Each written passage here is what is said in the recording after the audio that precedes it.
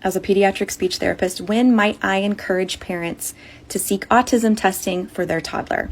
I'm going to list several signs. I'm going to go in a little bit deeper with some of them. If any of these three sound like your child, that's usually when I refer. The first sign, and the reason that I'm seeing these kids, is there is a language delay or disorder. There are a lot of reasons why kids have language delay and disorder. It doesn't necessarily mean that they have autism, but it is a sign. Number two, you as a parent have at any point thought that your baby or toddler was deaf. They may have since passed a hearing screening, but you did think at some point that they might be deaf. Number three, their play, whatever that looks like, is repetitive. They are content to do the same thing hours in a day. Not necessarily all those hours together, but they keep coming back to the same thing. This could look like spinning toys. This could look like watching wheels go back and forth.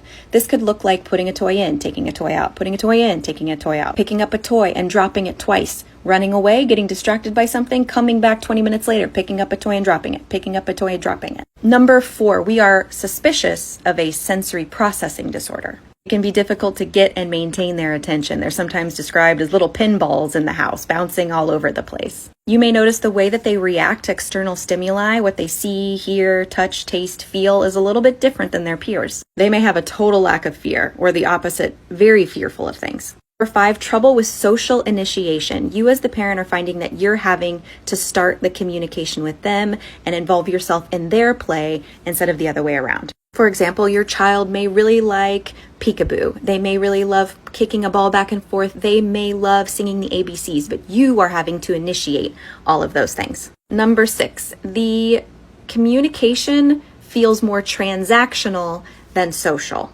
Toddlers want stuff from their parents all the time, right? They need us to get them things. They're giving us their cup to tell us they want more to drink. They're saying the word apple because they're hungry. But they are also directing our attention just to share enjoyment, not necessarily because they want something from us. Holding things up for us to look at with them. They're directing our attention to things far away that they think are interesting. They are smiling at our smile. They're waving hi and bye. More common ones you've heard, not responding to their name by 9 months.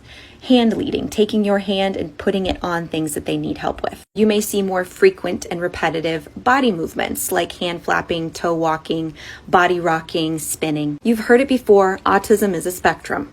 If your toddler has great eye contact, you've never suspected they're deaf, you don't see a lot of repetitive body movements, but you see several of those other signs, it's worth going in for an autism evaluation.